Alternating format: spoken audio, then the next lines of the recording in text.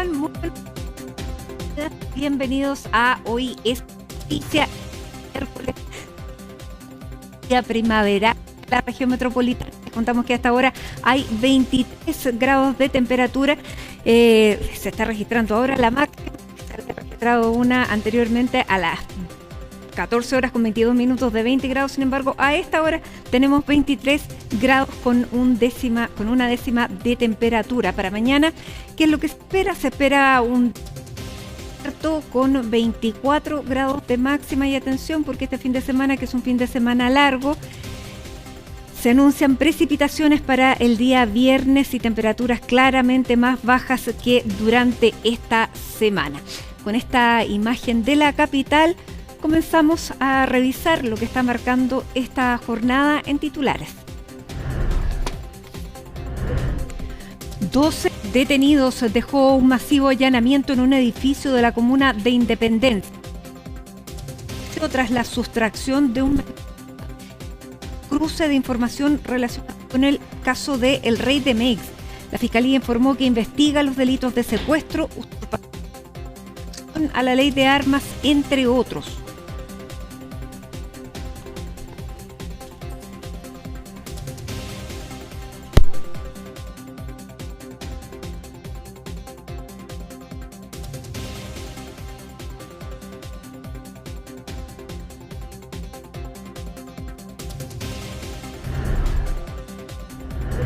José Antonio Kast sigue dando explicaciones luego que ayer afirmara que el Congreso no es tan relevante. Hoy el abanderado republicano dijo que, de ser electo, respetará la Constitución y las leyes. En tanto, desde La Moneda, la vocera Camila Vallejo afirmó que no sorprende que el candidato desprecie el Parlamento porque, según dijo, estuvo 16 años como diputado sin hacer nada muy relevante. Mientras el oficialismo sigue intentando consensuar una lista parlamentaria única, Janet Jara alista su viaje a distintas regiones, lo que la dejará fuera de algunos foros. La candidata, sin embargo, tuvo que explicar hoy su apoyo al tercer retiro de fondos previsionales en pandemia. Dijo que el uso de estos recursos fue porque a la gente le faltaba para comer. A días de su encuentro, el presidente Donald Trump advirtió que Rusia y Vladimir Putin enfrentará consecuencias muy severas si no acepta poner fin a la guerra en Ucrania en su próxima cita del viernes. El mandatario también mantuvo hoy una llamada con el presidente Volodymyr Zelensky y líderes europeos.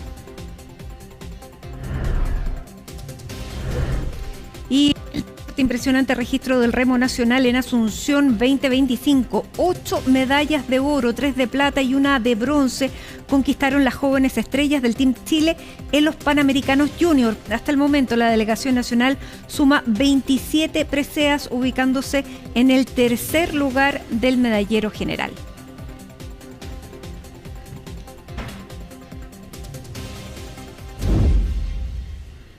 Y comenzamos con uno de los hechos que está marcando esta jornada, porque luego de un allanamiento fueron detenidas 12 personas en un edificio de la comuna de Independencia. Esto fue realizado en un operativo conjunto entre Carabineros y la Policía de Investigaciones. Y a esta hora, para conocer más detalles de este allanamiento y también de cifras en general del crimen organizado, en contacto con el ministro de Seguridad Pública, Luis Cordero. ¿Cómo está, ministro? Muy buenas tardes. Bien, muy buenas tardes. ¿Cómo está usted? Bien, ministro, 12 detenidos en un edificio, lo que da cuenta de más cosas. Primero, hay una coordinación que antes no veíamos, pero también llama la atención que en un edificio haya departamentos que están dedicados a el crimen organizado. ¿Qué nos puede decir de lo que se ha realizado durante esta jornada? Bueno, forma parte de investigaciones que están vinculadas a todos tipos de delitos, a secuestros por un lado y en segundo lugar a usurpaciones de esas viviendas. Son investigaciones que llevaban separadamente Carabineros y la Policía de Investigaciones, que como ustedes bien saben han venido trabajando conjuntamente. Un ejemplo de eso fue lo que se hizo la semana pasada en el operativo conjunto de carácter nacional. El Ministerio Público también ha coordinado su gestión y eso ha permitido que el día de hoy en un mismo condominio se pudiera dar cumplimiento a las órdenes de ingreso y registro, además de las órdenes de detención contra determinado tipo de personas en el contexto de esas investigaciones. Esto implicó movilizar un grupo muy significativo de carabineros y de policía de investigaciones que ingresó a 2 torres de este condominio. Se ingresaron a 23 departamentos, varios de ellos con usurpación, y que es una manera, en algún sentido, también en que las organizaciones criminales realizan control territorial, ¿no? Ya no en un espacio horizontal, sino que en un espacio vertical, como pueden ser especialmente edificios de alta densidad, como son aquellos que provienen de estructuras similares a guetos verticales, en el fondo. Esto forma parte de una investigación que todavía está en curso y respecto de la cual ustedes ya tuvieron los primeros antecedentes hoy en la mañana en este punto de prensa donde participaron todas las instituciones que han intervenido respecto a este procedimiento. Esto también permitió relacionar un arma con el arma que fue la que terminó con la vida del llamado Rey de Meix. Y también, claro, aparecen vínculos del crimen organizado en distintos tipos de situaciones. Probablemente, no sé si se estaba investigando a quien había dado las armas para este crimen, este sicariato, que estaban precisamente en este edificio. A ver, eso forma parte de la investigación. Las órdenes de ingreso y registro forma parte de una de las diligencias vinculadas a esto. Y la investigación, por cierto, sigue en curso. Lo relevante también era mostrar la capacidad que tiene el Estado de ambas policías de actuar conjuntamente en un mismo recinto para obtener resultados exitosos en estas investigaciones. Sobre los detalles que usted me pregunta de la investigación es algo que el cual evidentemente por razones obvias no le puedo entregar detalles en el contexto de la investigación que está en curso. También, bueno, durante esta jornada se estaba realizando la formalización de las personas que fueron detenidas por el secuestro del empresario de la semana pasada en la comuna de Huechuraba y eso da cuenta también de un tipo de secuestro que está en alza y que es un paso más, un paso a un nivel superior del tipo de secuestro que veníamos conociendo, que básicamente se relacionaban con crímenes, bandas de crímenes entre ellos, gente vinculada a organizaciones criminales. Sin embargo, este es uno de los secuestros con carácter extorsivo fundamentalmente. Estamos cambiando el tipo de delitos, se está aumentando a este tipo de secuestros. Ayer el candidato Kast hablaba que ahora una de las preocupaciones de las personas es tener que, por ejemplo, contratar guardias y personas guardaespaldas, guardias privados. A ver, yo creo 2 cosas. Esto tiene que ver con el momento, ¿no? En qué momento uno analiza los datos, ¿no? Los reportes que tiene tanto el Ministerio Público como el Ministerio de Seguridad es que los secuestros efectivos, declarados como efectivos, han venido disminuyendo, especialmente en el primer semestre de este año.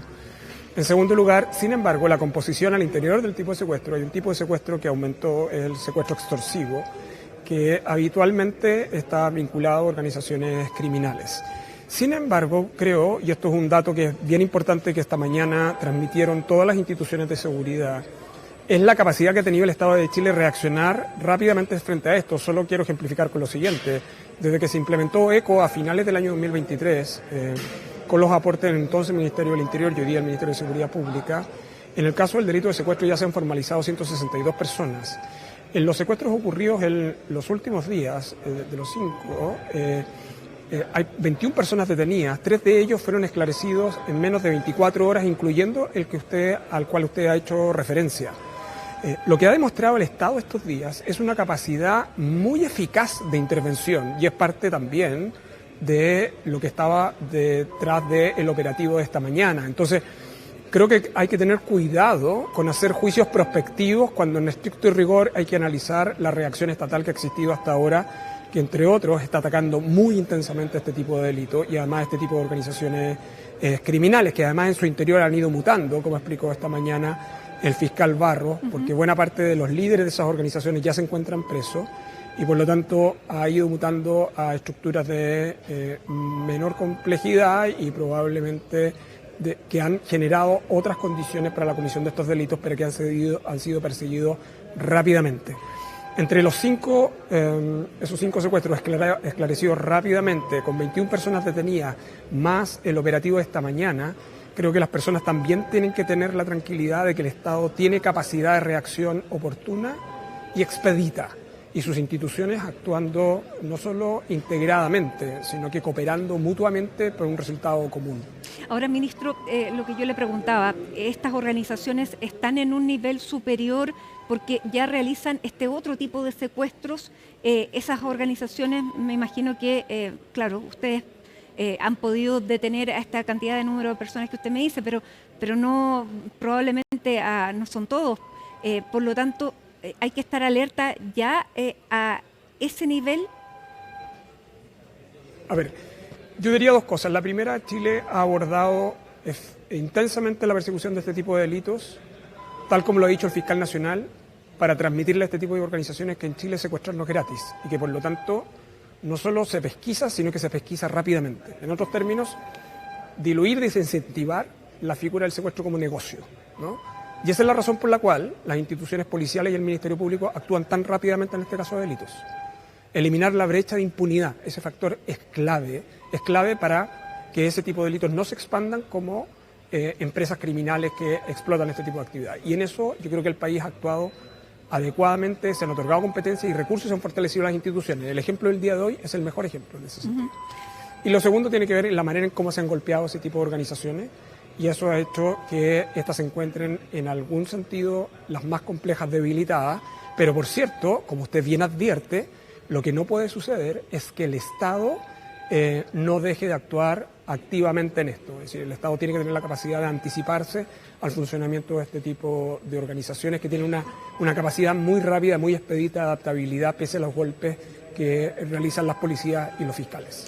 Ministro, y las cifras, porque usted dice, claro, los secuestros disminuyeron durante este primer trimestre, sin embargo, el Ministerio Público entregó un reporte que el delito de secuestro había aumentado en 2024 un 2,1 respecto del año anterior, lo que representaba un total de 868 casos. Y entre el 2022 y el 2024 se han registrado, dice, más de 800 casos anuales por secuestros, considerando y consolidando este delito como una preocupación estructural. ¿Usted tiene alguna diferencia con estas cifras? Sí, las diferencias que tenemos fundamentalmente, que además están explicadas por el propio Ministerio Público, en la página 8 de ese reporte, el número que usted ha dado sobre 800 son el número de registros de denuncias por secuestro. Otra cosa son los secuestros efectivamente verificados, que es un número bastante menor que ese en el fondo. Pero en cualquier caso, al Ministerio Público lo que le corresponde registrar es cómo se ingresó la denuncia al parte, y luego lo que hace ese mismo informe en la página 8 es decir, mire cómo depuramos la base de datos para decir estos no están incorporados dentro de secuestro porque no están verificados, por ejemplo. Pero ¿qué es lo que importa? Yo creo que a esta altura lo que importa son las tendencias. Las tendencias del primer semestre van a la baja. En segundo lugar, que la persecución penal ha puesto foco, al igual que las policías, en los secuestros vinculados a crimen organizado, es decir, secuestros extorsivos. Y tercero, que ese foco está dando resultados. Yo creo que eso es lo realmente importante desde el punto de vista de la gestión pública integrada en materia de seguridad. Ministro, ¿y qué pasa en este tipo de viviendas? Hoy día ustedes entraron a 2 torres, edificios con muchísimos departamentos. ¿Qué es lo que puede hacer la autoridad local? Porque de los departamentos allanados ya tenemos informes de que hay algunos ya que se han vuelto a tomar. ¿Qué es lo que se puede hacer? Usted, bueno, viene trabajando con el alcalde de Independencia el día de hoy, ha trabajado también en Santiago, despejando algunas zonas, pero eso aparentemente dura muy poco. No, lo que va a hacer es lo siguiente, que por eso en la mañana tempranamente nosotros comenzamos esto a las 4 de la mañana hoy día. Con el fiscal nacional hicimos el seguimiento desde el OS9 a partir de las 5:15 de la mañana. La inquietud que teníamos y que compartíamos con el fiscal nacional es cómo evitar que esos departamentos fueran retomados. Una de las experiencias exitosas que tenemos en el caso de la cisterna está vinculada al rol del municipio. Tempranamente nos comunicamos con el alcalde Iglesias, que esta es una preocupación muy activa de parte de él, sobre todo para que el municipio pudiera ejercer, una vez realizada la intervención policial, pudiera ejercer las atribuciones de la Ley General de Urbanismo y Construcciones. Sus equipos estaban trabajando principalmente para poder clausurar o declarar inhabitable esos departamentos para hacer efectivas las responsabilidades y eventualmente los ilícitos que implicaría el incumplimiento de las medidas adoptadas por el municipio. ¿Por qué lo digo? Porque en materia de seguridad pública, sobre todo para abordar este tipo de fenómenos, no basta simplemente con la persecución penal. Usted tiene que permitir que el Estado se despliegue con su conjunto de competencias, incluyendo las competencias municipales. Por eso esta mañana el alcalde Iglesias también estuvo con nosotros y el fiscal nacional y las policías en el punto de prensa en el cual dábamos cuenta de la intervención en el caso de Independencia. Y nosotros vamos a seguir colaborando con el trabajo que él está desarrollando, que ha sido un trabajo muy activo en este sentido. El alcalde Iglesias es un alcalde republicano y ayer José Antonio Kast, en uno de los foros que viene realizando, habló de la cantidad de homicidios, que estamos peor que en el año 2021 en cuanto a homicidios, a secuestros. ¿Qué puede decir usted, responder de los números que presenta José Antonio Kast en este foro? Sí. Primero, que el alcalde Iglesias milite donde milite, a la autoridad, al gobierno en materia de seguridad, le da lo mismo. Aquí lo que importa es la seguridad y la tranquilidad de la familia. El alcalde Iglesias, al igual que otros alcaldes de la región metropolitana y de otras regiones, con indiferencia de sus militancias políticas, lo que importa es prestar seguridad y tranquilidad a los vecinos y a las vecinas. Y ese es el rol, y el rol del Estado, del gobierno central, es trabajar conjuntamente con los alcaldes con ese fin. Lo segundo es que yo haría una precisión respecto de las cifras que entregó el candidato José Antonio Kast. Las cifras que mostró más de en real lo que 5.000 personas asesinadas en 4 años. Sí, lo que pasa es que yo creo que lo que importa son los gráficos. Él lo que muestra en los gráficos es que le da la razón al gobierno. Cuando el gobierno asumió, el país tenía un cierto descontrol de cifras en homicidios, en ingresos irregulares, en el caso de la frontera, en la situación de la macrozona sur. Cuando él muestra esos gráficos lo que muestran son tendencias a la baja. Y lo que ha hecho el candidato, que a mí me parece bien que lo muestre, es que esas cifras van a la baja, entre otras razones, porque esta administración en materia de seguridad, conjuntamente con el Congreso, yo creo que esto es bien relevante, ha podido lograr acuerdos en materia de seguridad para fortalecer instituciones, para fortalecer presupuestos, para actualizar nuestra legislación, y los resultados de las tendencias a la baja en todos esos aspectos son los que están reportando el país. El esfuerzo de un gobierno es entregar a las administraciones que siguen mejores herramientas de gestión y entregar el país en mejores términos que lo ha hecho. Estos han sido años complejos, pero esta administración ha podido no solo abordar esta situación, sino que efectivamente mostrar esos datos con tendencia a la baja. Que Ya, yo creo la que tendencia, pero el número neto es mayor a la administración anterior. Sí, está bien, pero lo que pasa es que esto no es un problema de competencia de cuántos homicidios. Es que si queremos hablar de políticas públicas en serio, si uno mira la tendencia de homicidios que venía el año 2016 al alza, era muy significativa. Y ese es un quiebre que se produce a partir del año 2022 hacia abajo. Si queremos transmitirle tranquilidad a los chilenos, si queremos discutir razonablemente bien, discutamos en base a la evidencia, pero también de reconocer mínimos acuerdos que se han logrado en este Congreso para obtener resultados en materia de seguridad. Por cierto, el país merece mejores resultados. Lo que hay es que nadie puede negar que esas cifras que eran negativas al inicio de esta administración han ido mejorando progresivamente, y la próxima administración también se va a ver beneficiada, cualquiera sea esta, de las buenas políticas públicas que se han terminado aprobando por este Congreso y que esta administración ha estado implementando, entre otros temas, en materia de seguridad. Lo que uno no tiene que olvidar en el Estado es que es una aposta de administraciones con un propósito central, que los chilenos y las chilenas tengan mejor bienestar. Mostrar o no mostrar, sumar o no sumar, es al final del día quedarse en una discusión pequeña sin tener en consideración las tendencias de mejora que esas cifras finalmente muestran. Sin duda, ministro, pero el número es relevante. Que se comparan números con números, antes no teníamos una realidad como la que teníamos hace 4 años atrás. Pero eso es que tampoco podemos omitir los efectos de la pandemia en lo que ha significado la expansión de organizaciones criminales transnacionales en todas partes del mundo. Es que si queremos discutir, discutamos en el contexto global. Si no, lo que hacemos es elegir los datos que nos convienen, omitiendo los contextos en los cuales esos datos se representan. Yo creo que es una manera seria de discutir sobre políticas públicas, creo yo, ¿no?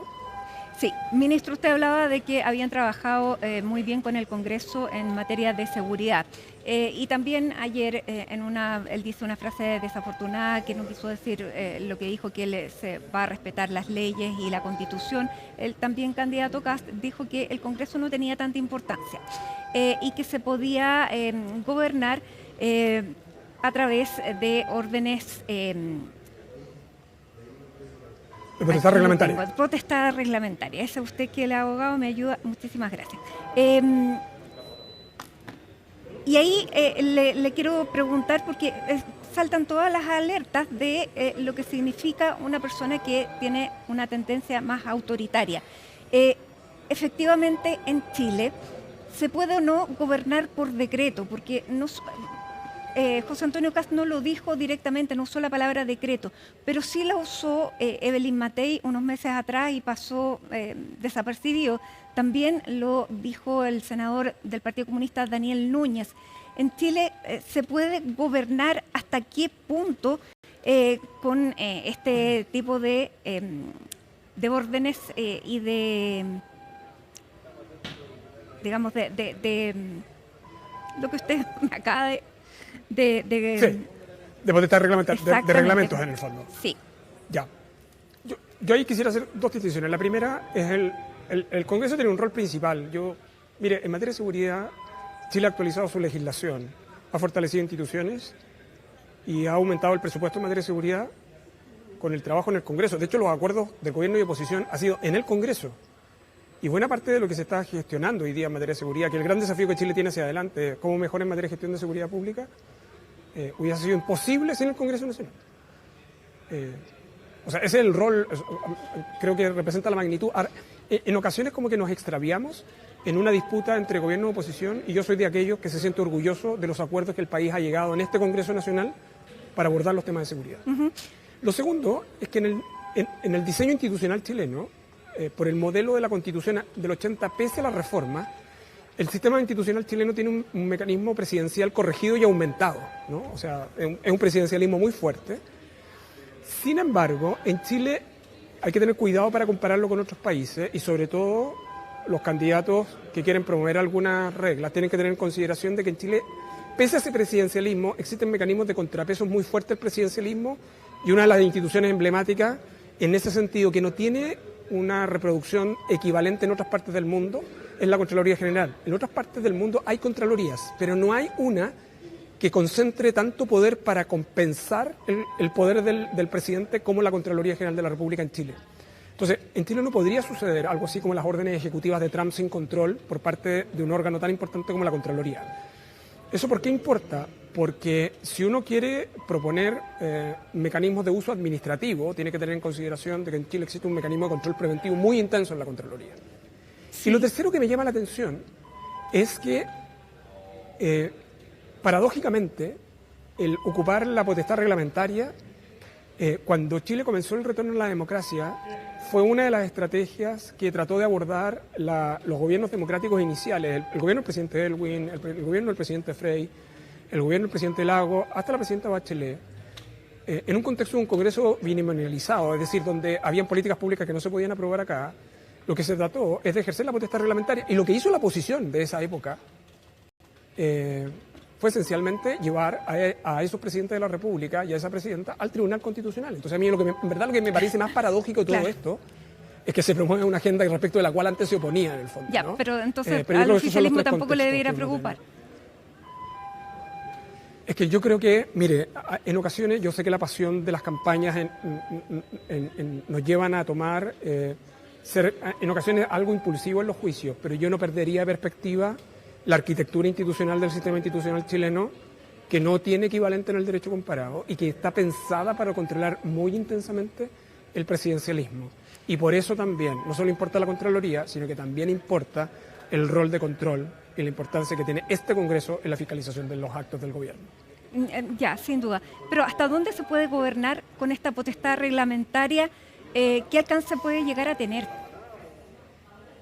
Sí, en Chile está mire, la jurisprudencia tanto de la Contraloría como del Tribunal Constitucional le definen bordes muy, muy precisos.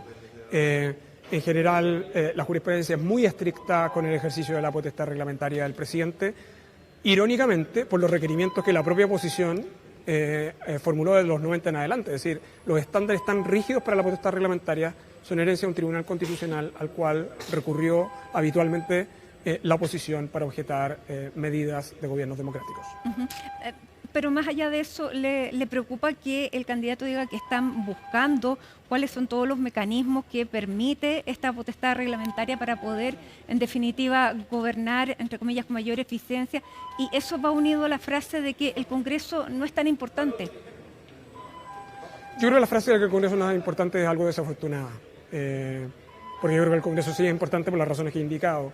Ha sido importante en esta coyuntura por las razones que también he dicho. Pero lo demás, honestamente... Ya, pero cuando está tan fraccionado también es un impedimento para poder hacer, digamos, para poder gobernar ejecutivamente. A ver, mire, la práctica democrática chilena desde el retorno a la democracia ha tenido que convivir entre el protagonismo de la potestad reglamentaria del presidente con el protagonismo legislativo del Congreso. Esa tensión estuvo en la etapa de la pandemia. De hecho, el Congreso probablemente tomó decisiones que eran propias de la potestad reglamentaria. Ha estado presente desde el 90 en adelante. Quiero ejemplificar, ¿no? En la década de los 90 el presidente Elwin que lo que quería era regular por la seguridad caminera los avisos camineros. La oposición que hizo llevó al Tribunal Constitucional esa modificación reglamentaria del presidente Elwin. ¿En qué terminamos? En que eso tenía que ser regulado por ley, por ejemplo. Y así podría dar una infinita cantidad de ejemplos en este sentido. Y por eso yo creo, y de nuevo, sobre todo para los asesores de quienes están en campaña, sería bueno que antes de promover determinado tipo de frases también tuvieran presentes los criterios que tanto la jurisprudencia del Tribunal Constitucional como de la Contraloría, y sobre todo el diseño institucional chileno, hace que el mecanismo del presidente esté sometido a ciertos contrapesos. Creo, sin embargo, sigue siendo un error desprestigiar al Congreso, porque el Congreso, aún con las opiniones que cualquier persona pueda tener, ha sido clave en el desarrollo de determinado tipo de agenda, y yo soy testigo directo de de la manera de colaborar en esa agenda, especialmente en materia de seguridad. Sin duda, y el momento político, usted bien lo dice, tal vez el ánimo hoy día está mucho más atento a captar cualquier deriva autoritaria en los discursos de todos los candidatos. Sin embargo, lo que dijo Evelyn Matei en abril de este año probablemente sonaría aún más desafortunado. Dice, trataría de gobernar lo más posible por decreto, sabiendo que cualquier proyecto de ley se va a demorar mucho. Claro, pero eso, a ver, son las estrategias que ocupan los gobiernos. En materia de inversión se suele opinar sobre este tipo de situaciones. Yo creo que también en un contexto de un debate democrático, que tiene que ser sincero, uno tampoco puede andar estigmatizando determinado tipo de opiniones sin tener en consideración, de nuevo, la estructura institucional. Chile tiene una gran fortaleza en materia de control de las autoridades públicas. El sistema tiene una gran resiliencia institucional y yo creo que esa es una apuesta clave para el funcionamiento adecuado de la democracia chilena. Bien, ministro, le queremos agradecer este contacto tanto para relevar lo que ha ocurrido en materia de secuestro durante esta jornada, este allanamiento, pero también aprovechándonos de su expertise como doctor en Derecho Administrativo, ya que la discusión política lo requiere y es una conversación bastante importante en este momento. Muchísimas gracias y que tenga un buen resto de día, que partió bien temprano. Muchas gracias, que esté muy bien. Gracias, ministro. Y a esta hora de la tarde vamos a seguir hablando, pero vamos a hablar de política porque definitivamente el oficialismo parece que va a llevar 2 listas parlamentarias. Aquí está conmigo Macarena Román, quien llegó rapidito, para contarnos cómo se está desarrollando la discusión en el oficialismo y estas 2 listas que ya aparentemente no tienen vuelta atrás, pese a que la candidata Janet Jara dijo que todavía quedaba espacio para seguir conversando porque no se inscriben sino hasta el lunes. Bienvenida. Hola Mati, muy buenas tardes. Y no solamente la candidata Janet Jara, también el gobierno. De hecho, fue justamente en conversación con nuestro canal, Mati, durante la mañana, que la ministra Camila Vallejo hacía alusión a que no perdían la esperanza de que se pudiera unificar, ¿cierto? Estas 2 listas que hoy existen en el oficialismo se pudieran nuevamente convertir en una sola lista parlamentaria, cuestión que al menos hasta ahora se ve lejos. ¿Por qué? Porque tanto Jaime Mulet, representando a la Federación Regionalista Verde Social, y también por su parte los militantes e integrantes de Acción Humanista han dicho que la decisión ya está tomada. De hecho, parte de lo que dijeron era que ellos advirtieron con anterioridad de que no podían reducir más el número de cupos que estaban solicitando, pero que al parecer no se les había tomado en serio hasta que tomaron la decisión entonces comunicada durante este martes de dar un paso al costado y de separar esta lista única parlamentaria y convertirla finalmente en dos. Una que tendrá los 7 partidos, ¿cierto?, oficialistas, más la Democracia Cristiana. En total hacen 7 partidos que componen hasta ahora el Pacto Unidad por Chile, mientras en paralelo está esta lista que al menos tendrá los 2 partidos oficialistas, Acción Humanista y Federación Regionalista Verde Social, y también movimientos como, por ejemplo, la izquierda, el movimiento, ¿cierto?, de la izquierda popular y el movimiento Transformar. El movimiento de la izquierda popular, Alianza Verde Popular, más bien es un partido, ¿cierto?, que no tiene representación en el Congreso, pero que ya es conformado como partido. Otro de los movimientos, para precisar en eso, es el movimiento entonces Transformar, y el otro es el Archipiélago Soberano. Esos 2 movimientos también componen esta lista paralela. Pasemos a escuchar parte de lo que dijo la ministra Vallejo, nuevamente, de hecho, desde La Moneda, haciendo alusión, ¿cierto?, a que no perdían la esperanza de que se pudiera volver a un acuerdo de lista única parlamentaria. El presidente hace un llamado, pero los partidos también tienen una responsabilidad, de la cual no puede desligarse, ¿no? Y que son los que negocian esto. No es el presidente el que negocia una lista parlamentaria, son ellos. Y por lo tanto nuestro llamado es claro, vamos a insistir en eso, no basta con la unidad en torno a un liderazgo presidencial, sino que también respecto a cómo se conforma una lista para la integración de un parlamento que va a requerir, ¿cierto?, seguir empujando cambios para las personas. Bueno, ahí escuchábamos a la ministra que de alguna forma representa, ¿cierto?, lo que pedía el presidente Gabriel Boric respecto a una lista única, cuestión que también ha pedido la propia candidata Janet Jara y que hoy vuelve a reiterar. Decía ella que no se iba a intrometer más allá de lo que podía opinar respecto a las negociaciones que están llevando los partidos políticos, ¿cierto?, pero que tampoco perdía la esperanza, considerando que todavía quedan horas para el sábado 16 de agosto, que es cuando vence el plazo de inscripción de los pactos parlamentarios. Pero también hay que poner atención porque este jueves tanto la lista tradicional, entre comillas tradicional, ¿cierto?, la que ya conocíamos, que ahora es compuesta por 7 partidos, se inscribiría a eso de las 1 de la tarde de este jueves. También lo haría un par de horas antes, a las 10 de la mañana, esta lista paralela, ¿cierto?, liderada por Acción Humanista y también la Federación Regionalista Verde Social. Es decir, pretenden de alguna forma cerrar este primer paso de inscripción antes de que venza el plazo establecido, es decir, el día de mañana, adelantándose al menos 48 horas de lo que estima el CERVEL. Vamos a pasar a escuchar también otras declaraciones respecto a esta situación, ¿cierto? Hoy algunos integrantes del oficialismo que continúan en esta lista mayoritaria hablaban y hacían alusión de una especie de crónica de una muerte anunciada, ¿cierto? Porque ellos habían sospechado de alguna forma que esto podía ocurrir, pero al parecer no lo veían venir materializarse en este minuto, tan cerca de la fecha de inscripción, y eso de alguna forma también, por ejemplo, a José Toro, secretario general del PPD, de alguna forma lo decepcionó. Decía, fuimos ingenuos en creer en Acción Humanista y en la Federación Regionalista Verde Social. Escuchemos algunas de las palabras. Yo creo que este es un proceso que comenzamos hace mucho tiempo, de marzo a la fecha, con diferentes visiones y criterios. Y hay partidos, tal como da cuenta la carta que desconocieron ellos mismos en la mañana, que siempre estuvieron trabajando una lista distinta a la opción mayoritaria. Y bueno, yo digo, es legítima esa opción, pero hubiésemos preferido haber sabido esto hace mucho tiempo antes y no a última hora. Bueno, tendrá que dar cuenta ellos del tipo de candidato que llevan y a quién le responden. Nosotros tenemos que trabajar en la mayor unidad posible en los 7 partidos que quedamos y que yo espero podamos lograr un muy buen acuerdo desde la Democracia Cristiana al Partido Comunista. Es una opción política que ellos tomaron, claramente es una de las posibilidades que se pueden dar, por lo tanto para nosotros una tristeza, una pena que eso haya ocurrido, sin embargo es una decisión política. Yo creo que en esto todos fallamos, o sea, todos los partidos políticos fallamos y no logramos el acuerdo de todos. Bueno, ahora tenemos que conseguir el acuerdo de los 7 que quedamos y eso es parte de la tarea que nos convoca hoy.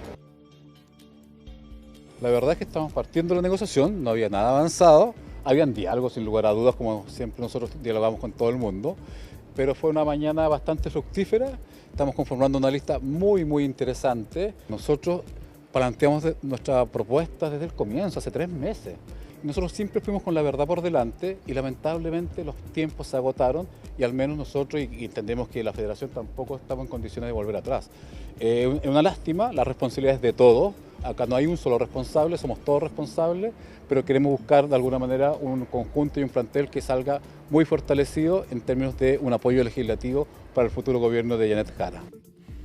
Matías, a decir verdad, es cierto que desde la Federación Regionalista Verde Social y Acción Humanista siempre alertaron de que existía esta posibilidad de que se fueran con 2 listas parlamentarias, pero quizás lo que causó alguna confusión es que durante la jornada de ayer se masificó una carta, ¿cierto?, que hablaba sobre la creación de este pacto en paralelo y el propio secretario general del PS, Camilo Escalona, dijo durante el mediodía, pasado el mediodía, que se había desmentido esta carta y que él confiaba entonces que iban a poder llegar a este acuerdo único, ¿cierto?, parlamentario, cuestión que finalmente supimos se cayó durante la tarde después de la comunicación que hizo tanto la Federación Regionalista Verde Social como Acción Humanista. Pero también, si se ve un poco el vaso medio lleno hacia esta lista mayoritaria, lo cierto es que también les descomprime matemáticamente, ¿cierto?, el problema de llegar a los 183 cupos que necesitan para postular a los candidatos hacia el Congreso para las elecciones del 16 de noviembre, porque hasta ayer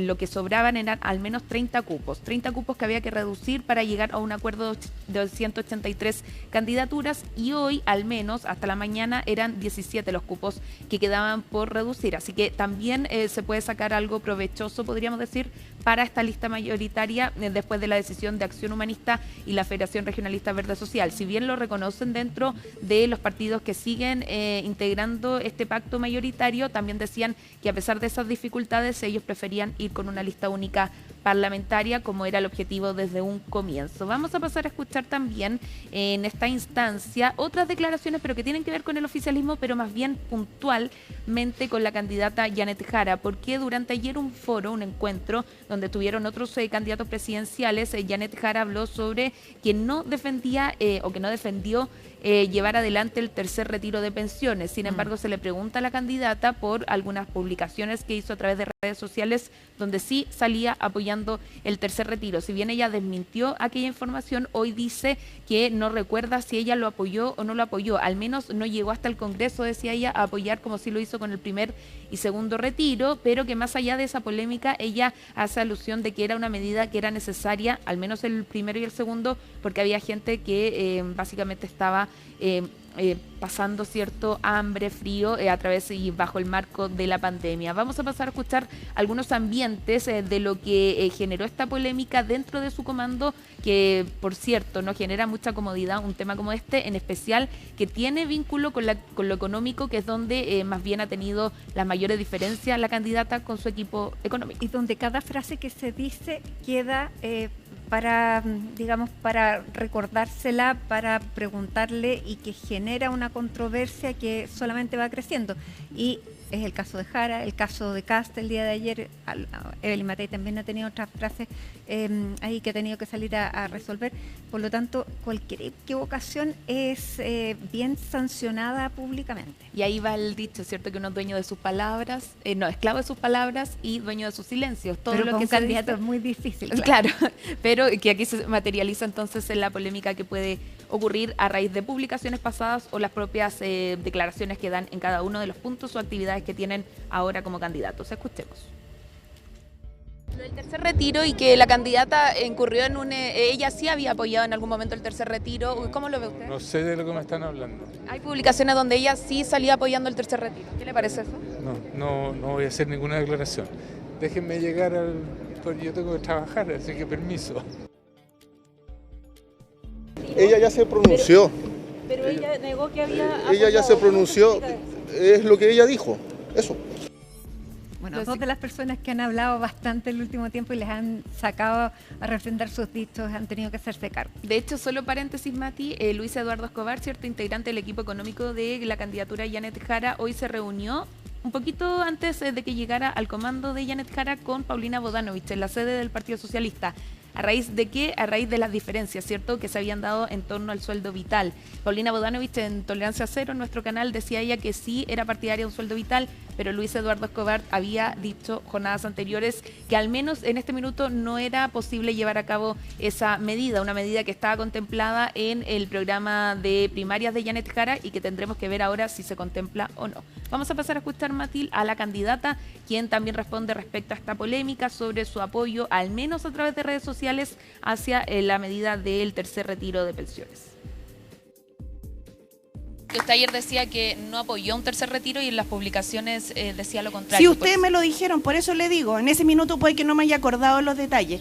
Yo sé que hay un interés en dejar cosas como puestas como que son mentiras, pero la realidad es mucho más distinta que eso. Parece que hay una tendencia a la literalidad, yo no la voy a criticar porque cada uno sabe cómo hace los medios, pero yo no tengo ninguna intención en mentir, ninguna. Y tampoco, si cometo un error, ninguna intención en no admitirlo, porque esto es así. Si nadie es perfecto y yo no tengo todas las respuestas, pero sí les puedo decir que actúo con transparencia. Mati, estas palabras y declaraciones se dan en el marco de la presentación y anuncio de su gira nacional, ¿cierto?, que comenzará el martes 19 de agosto en la región de Valparaíso. Visitará la comuna de Valparaíso y también Quilpué. De ahí tendrá distintas actividades, en total 28 visitas a diferentes comunas a nivel nacional, que va desde Arica, por supuesto, hasta Punta Arenas y que terminará el próximo 14 de septiembre, casi un mes de gira nacional aquí en Santiago, previo ya al 18 de septiembre, que es cuando comienza ya el tiempo de campaña como tal, ¿cierto? Aunque no lo parezca, todavía no estamos en el tiempo establecido. Claro, y 14 de septiembre uno piensa, vienen las fiestas patrias y ahí nadie va a estar en modo campaña, ya la campaña es después de fiestas patrias. Totalmente, establecido, claro, por calendario es así, pero probablemente después de esos feriados comenzará realmente. Y por último, el 18 de agosto, este lunes, dijo la candidata que se presentarán los lineamientos de su programa de gobierno, algo que está siendo esperado, ¿cierto?, para analizar, pero también para esperar cuáles son los cambios que podrían surgir a raíz del programa que presentó ante las primarias presidenciales. Tiene que presentar más que lineamientos un programa. Es que lo que pasa es que ellos argumentaban que se van a presentar lineamientos porque esta gira va a ser para recaudar información y las preocupaciones de las personas para luego masificar y materializar un programa quizás más contundente, pero que los lineamientos van a estar presentados el 18 de agosto. Bien. Macarena Román, muchísimas gracias por todo lo que nos has contado ahí en el oficialismo. Dentro de algunos momentos vamos a conversar aquí en el estudio en CNN Chile con el diputado Jaime Mulet, presidente del Partido Regionalista Verde Social, a propósito de estas dos listas. Nos vamos a la pausa con esta imagen de la capital, donde a esta hora hay 21 grados con 4 décimas según aparece en la página de meteochile.gov, pero les cuento que la máxima fue de 26 grados con 3 décimas, eso marcó la estación Tobalaba. Hacemos un alto y ya estamos de regreso. Y ya se los adelantábamos, vamos a conversar a partir de ahora con el diputado y presidente del Partido Regionalista Verde Social, Jaime Mulet, a propósito de este fracaso de la lista única parlamentaria. Diputado, ¿fueron ustedes los que se salieron? Bueno, sí. ¿Asume esa responsabilidad y ese desafío que tiene por delante? Fuimos nosotros los que nos salimos y fuimos los 9 los que no logramos el acuerdo. Los 9 partidos, el acuerdo unitario, que yo creo que no existió la inteligencia, lo que he usado yo, para poder llegar a ese acuerdo, que requiere mucha inteligencia, prolijidad, y creo que no se logró.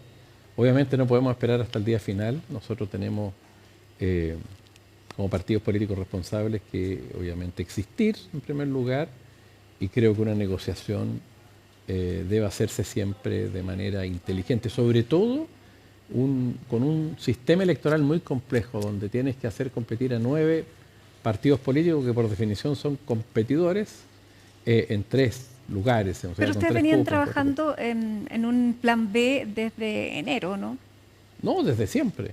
Yo como dirigente político en un proceso de negociación siempre tengo que tener una alternativa A, una alternativa B, sin lugar a dudas, digamos. Y conversamos con los radicales durante mucho tiempo, con los liberales durante el año pasado, incluso, oye, ¿por qué no vamos a una lista alternativa? Porque esto va a ser muy difícil que 9 partidos confluyan en una sola lista, por lo que te decía recién.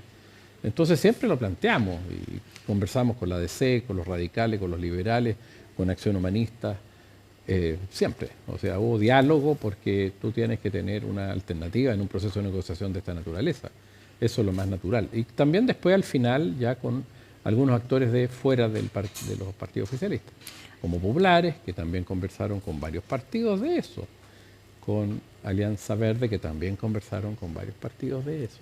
¿Cuánto daño le hace a la candidatura de Janet Jara que no existe una lista única?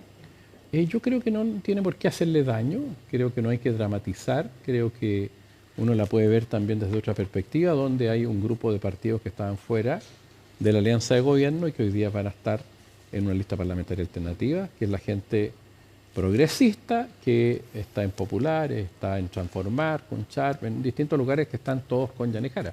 De hecho, la condición de nuestra lista alternativa es que todos esos conglomerados apoyen a Janet Jara. Bueno, ella dijo el día de hoy, creo que la unidad es el mejor camino y voy a esperar hasta el minuto en que el pacto se inscriba. ¿Usted cree que va a esperar en vano? No, yo creo que es muy difícil que eso ocurra, imposible. Digamos. Nosotros hicimos un planteamiento durante meses y bueno, ayer se rompió esto. ¿Y ustedes van a inscribir este pacto antes de la fecha límite? Esperamos inscribirlo mañana o pasado mañana. Y tienen que inscribirlo junto con además con un programa. No, las listas parlamentarias no van con programa. Solamente la presidencial. Solo la presidencial. ¿Y usted cree que efectivamente cuando dice el grupo que está trabajando en eso, que se van a presentar solamente lineamientos porque se va a construir en el camino, es porque no hay acuerdo todavía? No, yo creo que en lo programático los lineamientos los ha ido dando Janet Jara. Y hay que ha entrado muchas contradicciones con su propio partido, con el resto de la coalición. Esto de la unidad es un problema grande también. Lo que pasa es que la unidad es en medio de una diversidad. Aquí usted no puede igualar los que no somos iguales. ¿Me entiende? No es igualdad, es unidad, es ir con un propósito común. Y tenemos una candidata común que resolvimos por un mecanismo democrático, que fue la primaria. Yo competí con ella, perdí, estoy trabajando en el comando, en el comité estratégico. Nuestra lista parlamentaria va a apoyar a Janet Jara. Están nuestros equipos programáticos a disposición, algunos trabajando activamente en la propuesta programática en esta etapa. ¿Y va a haber alguna suerte de pacto o alianza por omisión en alguna zona? Sí, nosotros lo ofrecimos ayer cuando dimos cuenta de esto a los otros partidos, le dijimos tenemos toda la disposición en materia senatorial o de diputaciones, especialmente los distritos que son más complejos, los que tienen menos cupos, porque ahí el efecto binominal afecta más, o podría afectar más. Toda la disposición. Ya, usted dice que faltó inteligencia. Sí. Tontera, en definitiva. Faltó inteligencia, porque mire, si un partido grande, para no ponerle nombre, tiene 20 diputados, y dice, y esto ocurrió, eso iba a llegar 45, dice, y el partido nuestro que tiene 2 diputados. Entonces, pero ¿cómo ustedes quieren llevar 8, 9, 10 que pretendíamos nosotros? ¿Por qué? Bueno, nosotros no tenemos más diputados porque la vez pasada competimos en 4 regiones y nos fue muy bien, elegimos 2 diputados y 2 senadores con una elegibilidad bastante más alta que el promedio. Entonces, ahora crecimos, estamos en todo Chile y obviamente al menos tenemos que sacar 4 diputados para mantener la legalidad que exige tener un mínimo. Entonces, si eso no lo entienden, es que eso es falta de inteligencia. ¿Me entiendes? Si ellos parten con 20, yo le digo, ya tú parte con 20, nosotros partimos con 2, no importa. Pero compitamos en algunos, y tampoco querían que compitiésemos, entonces. Ya, por usted eso digo dijo yo que usted faltó tenía inteligencia. que, por ejemplo, en el distrito donde usted compite, le habían puesto, Dupla. usted iba solo y le habían puesto 2 Frente Amplio, 2 comunistas, no Así sé es. qué más. 2 PPD. 2 PPD, ya. Yo tenía que competir solo. Después queríamos competir en Maipú, acá en la región metropolitana, donde hay 9 cupos, se eligen 8, pero pueden ir 9 candidatos. Ningún partido tiene más de un diputado en ejercicio y dijimos, ya queremos competir ahí, uno. Nunca pedimos una protección, tampoco. Ahí el Frente Amplio pidió 3, otros pidieron 2. ¿Cómo? ¿Cómo competir de igual a igual? Ya, en algunos lugares entiendo que no podemos ir en los 28. Yo estimaba que lo razonable podrían ser 9, 10 distritos para obviamente sacar mínimo de 4 parlamentarios. Y si no, lo vamos a sacar en esta fórmula. Porque obviamente... Ahora, quienes insistieron en esta lista parlamentaria única y en la unidad de la centroizquierda fue el presidente de la República, que hoy es militante del Frente Amplio, claro. Y Janet Jara, que es militante del Partido Comunista. ¿Cuánto se involucraron ellos como líderes de coalición y como patrocinantes de la unidad. Yo creo que ellos, además de señalarlo, no tenían por qué involucrarse. Pero se Estaban espera sus un partidos liderazgo político de quienes están propiciando una idea como esta. Yo no le voy a echar la culpa ni al presidente Boris ni a la candidata Yanet Jara, creo que es una responsabilidad de los partidos.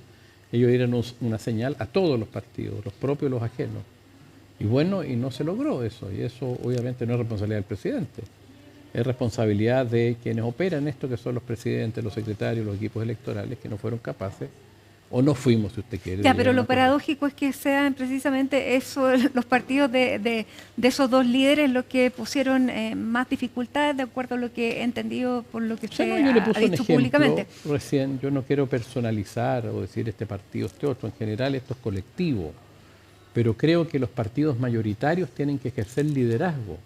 Usted no va a resolver esto muy fácil, tiene que haber liderazgo, y el liderazgo lo debe ejercer, desde mi punto de vista, como lo planteé yo, el partido del presidente y el partido de la candidata presidencial son los que tienen, obviamente, una responsabilidad y una capacidad, además, los partidos que tienen una buena cantidad de parlamentarios, mayor, a mi juicio, para conducir un proceso. Usted llega a una mesa y no puede estar el presidente o el secretario general del partido del presidente sin hablar, no sé, y sin avanzar en una negociación y sin detectar que puede haber un conflicto mayor.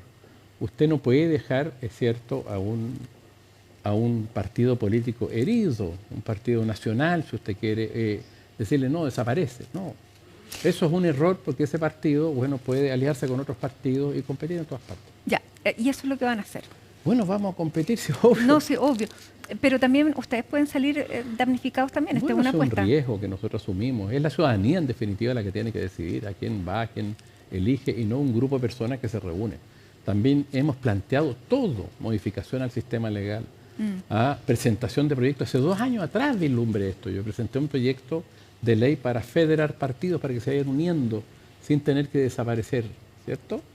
No me lo apoyaron, la Moneda no lo apoyó, el ministro Elizalde no lo apoyó. Se fija, no sé, en noviembre... Pero la idea era terminar con la fragmentación. Lógico, pero hay que hacerlo. Yo digo, voy a terminar con la fragmentación. Se van ustedes, me quedo yo. Eso no, La fragmentación hay que eliminarla inteligentemente. Ya, por ejemplo, en una elección, que compitan. Yo les dije, vamos, cambiamos el sistema electoral y vamos sin pacto. Y cada partido se las arregla solo. Por ejemplo, que es una fórmula que se viene planteando hace mucho tiempo, donde el voto pasa a ser más ideológico. Hoy día usted va a votar comunista y va a elegir demócrata cristiano. ¿Qué piensa la gente? La que tiene, ¿cierto?, un voto con sentimiento, con ideología, vota comunista, elige DC. Pues están todos parchados en los pactos electorales, nos obligan a eso. Y no lo han querido cambiar. Hay fórmulas, pero no quieren democratizar el sistema lo están cerrando. Ahora inventó el ministro Elizalde una ley que mandó a la Moneda, que se aprobó ayer en general en el Senado, para hacer un partido nuevo vas a tener que tener 8 regiones ahora y no 3, y vas a tener que tener 4 veces más firmas para poder partir. O sea, no quieren competencia. Uno puede entender el umbral, ya si te fue mal te va. Pero ahora tampoco voy a poder hacer un partido. Porque tampoco tienen el umbral. Lo que pasa, yo estoy viendo cómo se termina con esta fragmentación que ha hecho tan difícil la gobernanza para cualquier gobierno. Sí, pero la fragmentación también existe dentro de los partidos. Bueno, si usted revisa los proyectos de ley y las discusiones, a veces hay partidos muy grandes que cada uno tiene una posición distinta. La lógica para resolver esto, eso está estudiado 1000 veces por buenos cientistas políticos. Son los pactos, eliminar los pactos, de tal manera que la gente vote comunista, vote o socialista o liberal, en fin, lo que quiera, o regionalista verde. Se fija, y si ese partido saca menos de 5%, se va a la casa. Ya, pero eso cuando se vota por partido, porque aquí generalmente se vota por las personas. O sea, eso es así ahora. Antes del año 73 el voto no se permitía, y habían 5 o 6 partidos. No se permitía esto de los pactos. Que en el fondo, yo te suplo aquí, tú me suplías allá. ¿Cuáles son las cartas fuertes que van a presentar ustedes en estas listas? Bueno, lo fuerte o lo débil lo va a ver la ciudadanía. ¿Usted dónde va a competir finalmente? Yo voy en mi distrito, en Atacama. ¿Sigue como diputado? Puedo ir a diputado una vez más y voy a ir a diputado, es lo que he decidido. Lo decía hace pocos días. Estaba viendo si competía a senador o no, pero en este contexto ir solo de candidato a senador es más complejo, voy a ir de candidato a diputado. Eso es lo que hemos resuelto. Vamos a tener a Hernán Velázquez en Antofagasta, un hermano del senador Velázquez. Vamos a tener a Char en la región de Valparaíso. Hay que ver si él va a senador, está viendo, o se inscribe en la lista de diputados, está Octavio González, expresidente del Partido Humanista cuando era unitario, hace años atrás, que va ahí con Roberto Videla, en fin. En Santiago tenemos en varios distritos también competitivos, en el sur. Alberto Mayol también iría. Alberto Mayol está en Valparaíso. conversaciones con nosotros, sí, para ver, pero no es algo que esté definido, pero tendría interés Alberto en ir de candidato a senador. Es algo que no está resuelto. Estamos en pleno proceso, como nuestra escisión se produjo ayer. Hemos conversado con mucha gente que estábamos ahí como esperando, que estamos en esos procesos ahora. Ya, usted dice que uno vota por un demócrata cristiano y se termina eligiendo un comunista. Así está el sistema. Por lo tanto, en un pacto más pequeño son, digamos, es más homogéneo. No hay... poco más homogéneo, pero estamos obligados a ir en pacto. Ya, si hoy pero día yo le la ley te pregunto, obliga a ir en pacto. ¿qué tiene usted que ver con Jorge Sharp? Mire, hemos conversado, trabajamos juntos la elección municipal, llevamos candidatos del Movimiento Transformar y hay elementos comunes que a mí me han parecido muy interesantes, sobre todo la lógica del gobierno ciudadano que él propuso durante su administración en Valparaíso, que era un eje central de su propuesta, y con lo nuestro, con la profundización de la democracia, que es la regionalización que a nosotros nos interesa. ¿Y qué tiene en común con Alejandro Navarro, que va en el Biobío? Alejandro no es seguro que vaya, estamos en conversaciones con él. Bueno, Alejandro ha sido un líder en materia social muy claro, un hombre que no se ha enriquecido con la política y que tenemos diferencias en muchos aspectos, y en otras cosas obviamente tenemos elementos comunes. Ahora, no es definitivo que Alejandro vaya. Ya, pero por ejemplo, su posición frente a Venezuela es diametralmente opuesta a la igual de Alejandro que la que Navarro. tuvo el Frente Amplio, el Partido Comunista y muchos más durante mucho tiempo. Los dichos de Navarro respecto al régimen de Venezuela son dichos antiguos, que cuando fue candidato a gobernador se encargaron de tenerlo y que tampoco eran ciertos. Eso de haber sido soldado Maduro nunca fue cierto. Sí apoyó el régimen venezolano en eso, como muchos otros que hoy día no lo apoyan. Ya, en la última elección a gobernador tampoco le fue bien, por eso es una carta, digamos, yo respeto competitiva. mucho a Navarro, mire, yo tengo respeto por la gente. Hoy día nosotros estamos obligados a ir en pacto porque no hay otra fórmula, ¿ya? Y creo que él tiene una trayectoria muy importante de defensa de los trabajadores, de defensa de las regiones, de defensa del medio ambiente. Hay elementos comunes que yo tengo con Navarro, yo no puedo decir que no. Como tenemos diferencias respecto en la posición que él tuvo, porque yo entiendo que esa no es su posición actual respecto a la dictadura de Maduro, que para mí es una dictadura. Sin duda. ¿Qué opina de el descrédito que podemos colegir de las palabras del candidato José Antonio Kast a propósito del Congreso, de la Cámara de Diputados, del Senado, donde usted va a participar? ¿Qué le parecieron esas palabras? Si bien no dijo que iba a gobernar por decreto, pero minimiza la importancia del Congreso.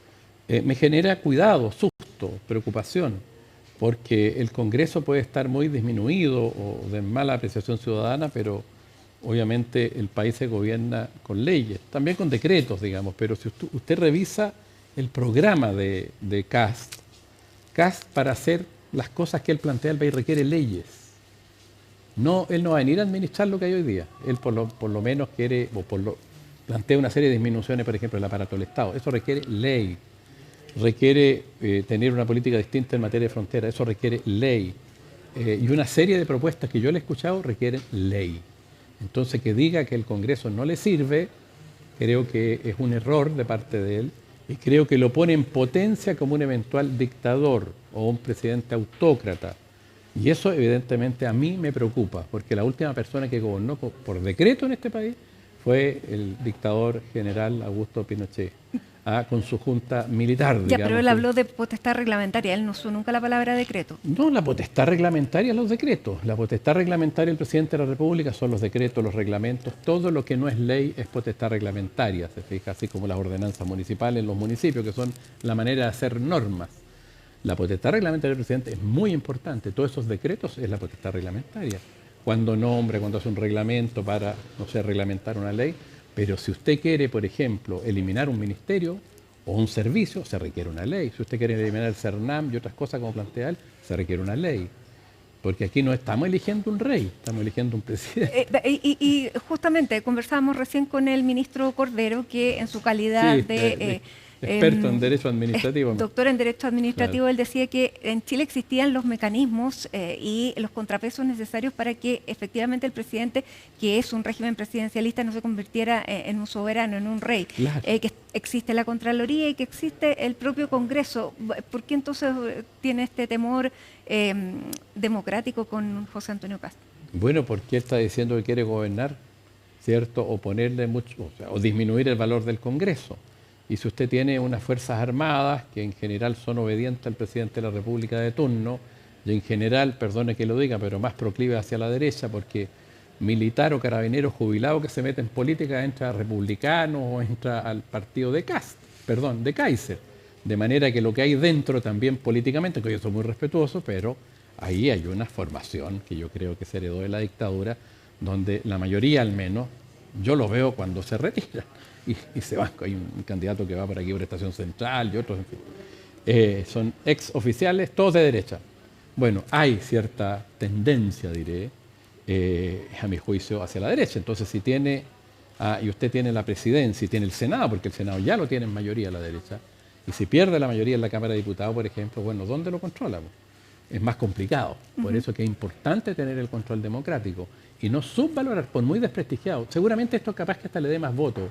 Kast, que es un hombre inteligente, a lo mejor lo dijo porque la gente, el Congreso dice no sirve para nada. Sobre todo los que no vieron la dictadura van a decir no sirve para nada. Y yo siempre recuerdo una frase de un gran señor, ¿sí?, que fue Winston Churchill, que dice que la democracia es la peor forma de gobierno, pero no hay otra ninguna mejor. Siempre hay problemas en la democracia y en el Parlamento, en fin, pero todas las otras fórmulas, cuando usted dice no hay democracia, son dictaduras o son peores. Por eso que era tan importante la lista única. Efectivamente, pero la lista única con todo, porque si usted excluye, dice, no, estos no corren, y estos corren, y yo determino quién va, no, competencia. Y que el pueblo determine quiénes quedan y quiénes no. Y por eso que para nosotros era muy importante, obviamente, competir, no en los 28 distritos donde podemos hacerlo, sino que, no sé, en 8, en 10, algo razonable. Versus los 40, los 30 que pedían los otros, lo entendemos. Para poder existir y llevar las ideas regionalistas, defendiendo las regiones, las ideas verdes, bueno, al Parlamento, representando al país. Pues. Y además, por otro lado, quieren eliminar los partidos regionales, quieren que no hayan partidos nuevos, el mensaje es bien claro. Yo me voy a defender, y a la gente que confía en nosotros, en una construcción de un partido que ha costado, cierto, mucho, donde tiene ya todas sus regiones organizadas, tiene más de 20.000 militantes, vamos a respetar y hacernos respetar. Bien. Diputado Jaime Mulet, presidente del Partido Regionalista Verde Social, muchísimas gracias. ¿Cuándo lo inscriben? Mañana o pasado. Pasado es feriado. Sí, pero el CERVEL en estos plazos legales abre las puertas. Bien, muchísimas gracias. Muchas gracias a usted, Matilde. Hacemos un alto en Hoy es Noticia con imágenes del puerto de San Antonio, donde hasta ahora hay 17 grados de temperatura. Hermoso atardecer. Ya regresamos con más.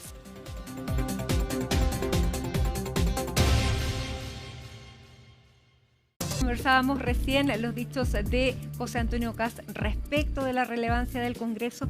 Sigue generando polémica. En Chile Vamos entrando los descuelgues en favor de José Antonio Kast siguen complicando la candidatura de Evelyn Matei, y Colomba Eichholz nos va a contar más detalles. Hola, Colomba.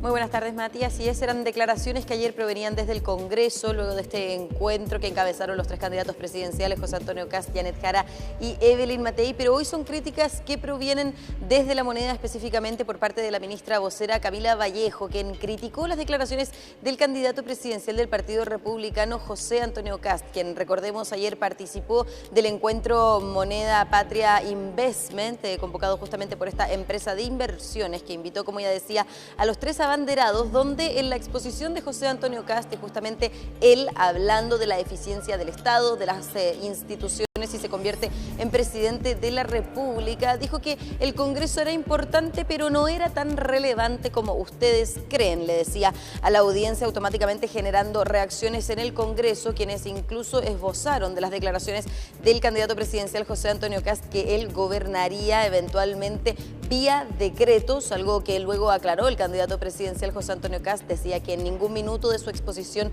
él ocupó el término ni la palabra decreto, tampoco lo haría en un eventual gobierno, pero sí decía hay que analizar cuáles son las atribuciones constitucionales y legales que tiene el presidente de la República para acelerar leyes que hoy están en el Congreso. Parte entonces de lo que decía el candidato presidencial y que hoy generó críticas en La Moneda. Como ya decía la ministra vocera Camila Vallejo, criticó al candidato presidencial y también lo que fue su trabajo legislativo como diputado. Así que vamos a pasar a revisar las declaraciones de la ministra Camila Vallejo. Nos sorprende que José Antonio Kast desprecie el Parlamento. Estuvo 16 años sin hacer nada muy relevante en el Parlamento, siendo diputado, 16 años, yo quiero recordar aquello. Pero además, si ustedes se fijan, si hubiese sido por la bancada republicana no tendríamos reducción de jornada laboral. Si hubiese sido por la bancada republicana no tendríamos aumento de salario mínimo. Si hubiese sido por la bancada republicana no hubiéramos aprobado el aumento de la PGU. Han habido distintas interpretaciones de eso. Yo no sé si voy a estar interpretando, reinterpretando. Algunos lo interpretaron como gobernar por decreto, a propósito de la experiencia de sus aliados de la ultraderecha a nivel internacional. Hago la pregunta si el presidente de la República, el presidente Gabriel Boric, hubiera dicho una frase como esta, el escándalo que hubiese generado, ¿no? Bueno, las críticas no fueron solamente por parte de la ministra Camila Vallejo, también más temprano durante esta mañana en Radio Duna, el ministro del Interior Álvaro Elizalde dijo que las palabras de José Antonio Kast debían ser rectificadas y aclaradas por todo el revuelo que estas generaron en el Congreso, no solamente por parte del oficialismo, también en la oposición, sectores que acusaron al candidato presidencial de tener un tinte autoritario, de parecerse a otros gobiernos que conocemos en la región que son de estas características, que gobiernan vía decreto. Algunos se asemejaban al candidato presidencial con Javier Milei en Argentina, otros con el presidente de Estados Unidos, Donald Trump, y el ministro del Interior entonces decía que tiene que rectificar y aclarar, obviamente, para que no haya confusión en un eventual gobierno de José Antonio Kast. Palabras que generaron reacciones del propio candidato, quien hoy día estaba reunido con la CPC, la entrega de 50 propuestas de este gremio empresarial, y posterior a la reunión el candidato se refirió a los dichos del ministro del Interior. Así que pasemos a revisar la respuesta que le entregó el abanderado. Bueno, yo le diría al gobierno, hagan la pega, hagan el trabajo. Hoy día las leyes están. Yo jamás he dicho algo distinto a que voy a cumplir la Constitución y las leyes. Fui parlamentario al igual que el señor Elizalde. Creo que él tiene claro cuando existen campañas de desprestigio y de mentiras. Decirle al ministro Elizalde, haga la pega. Preocúpese de lo que a usted le corresponde. Hoy día hay un debate sobre el tema del voto obligatorio, de las multas, haga la pega. Hoy día hay un tema de seguridad grave, haga la pega. Hoy día hay un problema en salud del jefe de gabinete, haga la pega.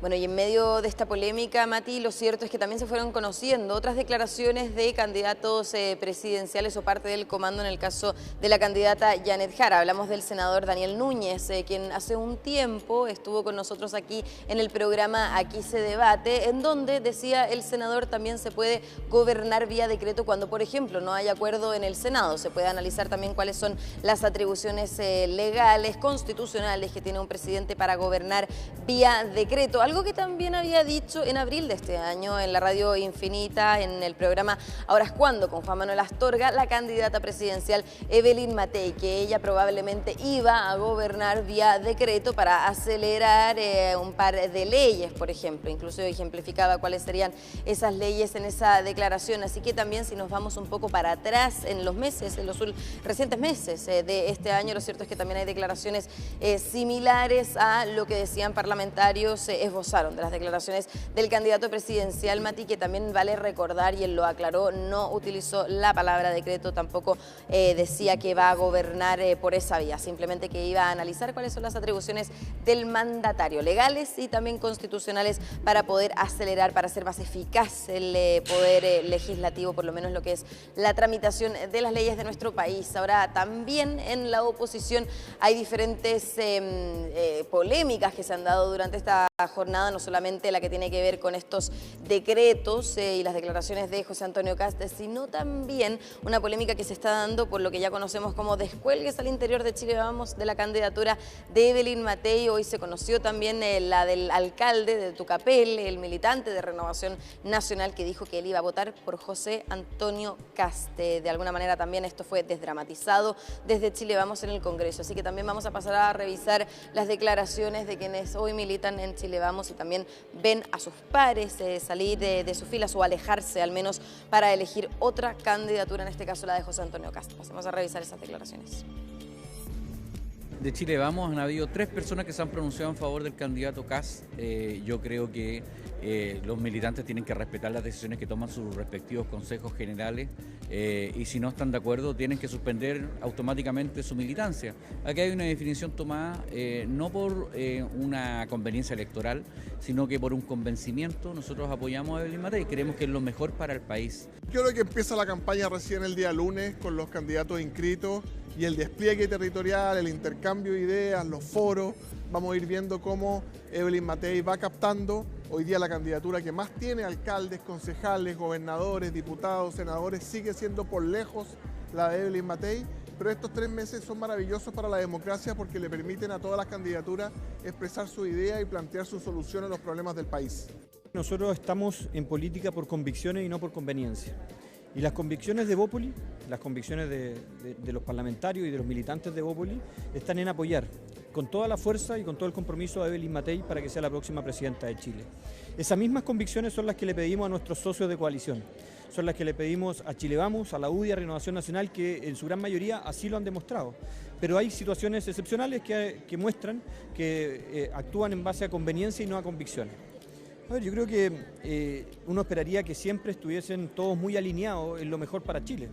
Y aquellos que se han descolgado, la estructura interna de los partidos van a tener que llamar al orden y eventualmente pedirles que dejen los partidos, porque en definitiva eso demuestra una falta de convicciones profundas.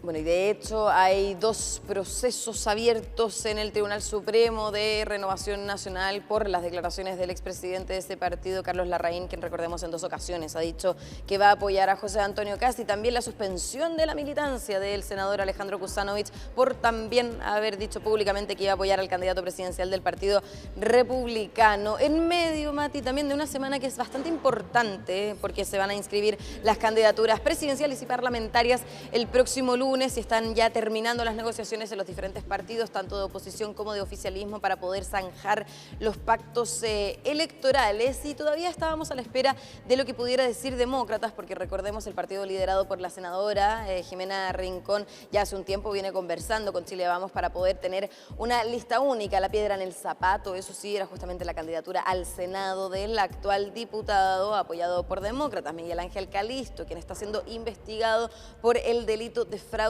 al fisco. Todavía de hecho se está esperando que pueda apelar a la Corte Suprema por el desafuero que ya fue autorizado, ¿no es cierto?, por la Corte de Apelaciones. Y es en ese sentido que desde Demócratas dijeron que van a seguir apoyando la candidatura, van a respetar la presunción de inocencia del diputado Miguel Ángel Calisto y que no van a ceder ese punto en la negociación, que tiene que ahora estar a disposición ese argumento de Chile Vamos y ver qué hace esa coalición respecto a esta condición que está poniendo Demócratas. Así que vamos a pasar a revisar las declaraciones de la senadora y presidenta de Demócratas, Jimena Rincón.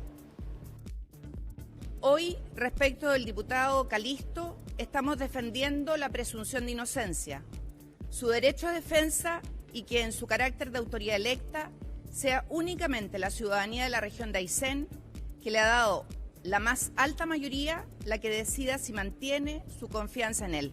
Los propios partidos de Chile Vamos fijaron como estándar el principio de presunción de inocencia, pues llevaron como candidato a alcalde por Linares a una persona que estaba formalizada por fraude al fisco y con arresto domiciliario nocturno.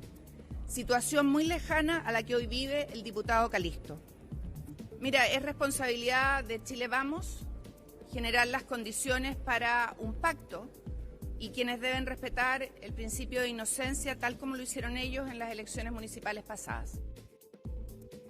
Bueno, y algo también bastante importante que dijo la senadora es lo relativo al eventual apoyo que Demócratas le iba a dar a Evelyn Matei. Recordemos que la semana pasada se esperaba que en el Consejo General que se realizó el día viernes se pudiera llegar a un acuerdo para apoyar a la candidata de Chile Vamos y proclamarla durante el fin de semana, cuestión que no pasó. Se estaba esperando las negociaciones, reunir más antecedentes, obviamente, en el partido de Demócratas para llegar a un acuerdo con Chile Vamos, mismo acuerdo que de hecho si es zanjado, si es que hay disposición de Chile Vamos, eventualmente efectivamente Demócratas podría apoyar a la candidata presidencial de Evelyn Matei, pero decía también la senadora de Demócratas que eso, el apoyo a la candidata presidencial Evelyn Matei, va a depender de cuál va a ser la disposición de Chile Vamos en esta negociación, porque también decía Jimena Rincón, no pudieron inscribir su candidatura presidencial justamente porque no alcanzaron por un tema de tiempo, de plazo, a entregar todas las firmas que tenían que reunir en las 3 regiones restantes al CERVEL. Así que hay que quedarnos atentos obviamente a cómo avanzan y terminan también a días de la inscripción de candidaturas esas conversaciones entre Demócratas y Chile Vamos.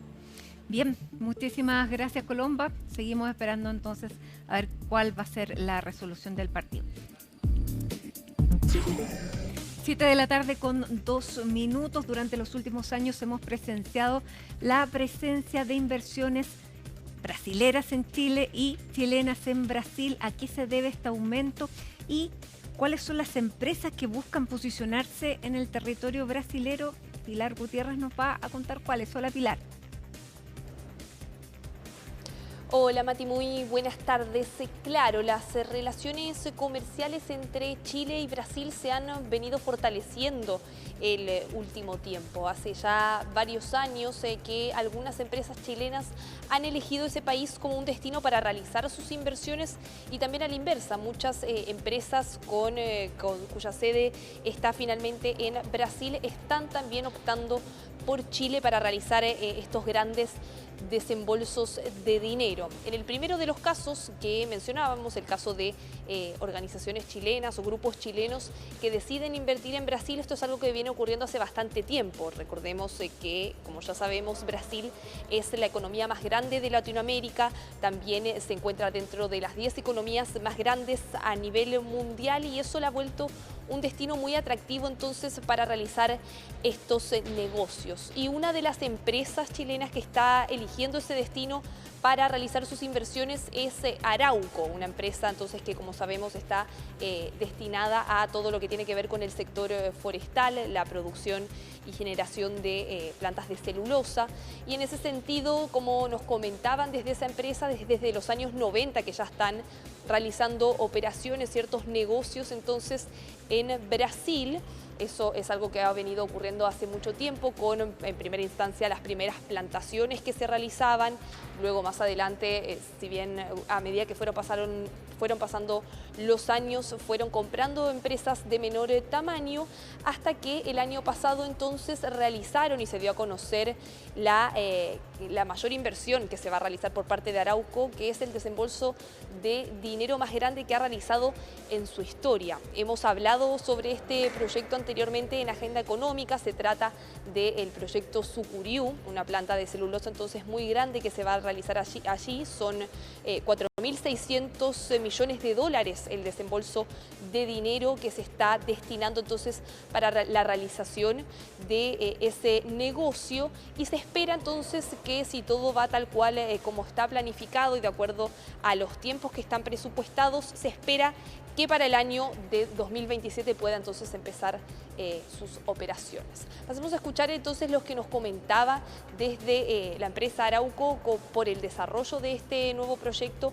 el gerente de Personas y Sostenibilidad, Charles Kimber.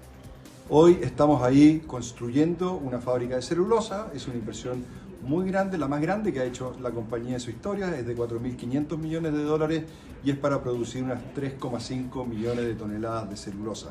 Eso es más que el doble de lo que estamos produciendo en nuestra fábrica más grande acá en Chile. Ofrece oportunidades también porque tiene grandes extensiones de tierra, por lo tanto plantar árboles que son necesarios para los procesos industriales es algo que se dan las facilidades.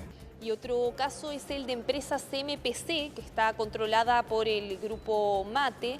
Finalmente comenzó a realizar ciertas operaciones en Brasil en el año 2009 cuando adquiere la planta Guaíba, que es una de las más grandes que opera 4 plantas en total en la actualidad CMPC, 3 están en Chile, una está en Brasil y es precisamente esa la de mayor tamaño. Son 200.000 hectáreas de bosque según la información que tienen publicada desde CMPC.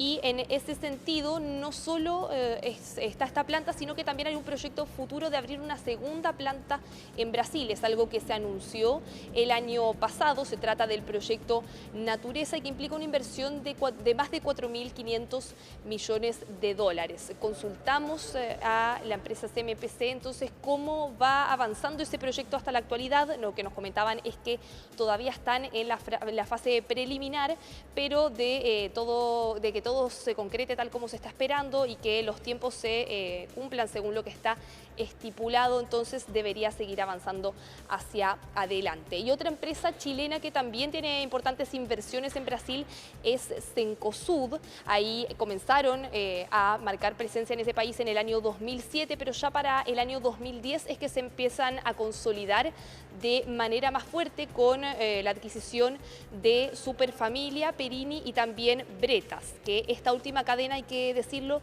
se terminó de vender hace poco tiempo. Fue en el segundo trimestre, según los estados de resultados de Cencosud, que se completa la venta de forma total de la totalidad de las tiendas de la cadena Bretas, y eso se hizo por un aproximado de 123 millones de dólares. Ahora, ¿qué es lo que han estado haciendo también desde Cencosud? Lo último que informan ahí también en esos mismos estados de resultados es que el segundo trimestre abrieron una nueva tienda Giga, que también es otra de las cadenas que desarrollan en Brasil, y es eso entonces lo que han estado realizando hasta ahora.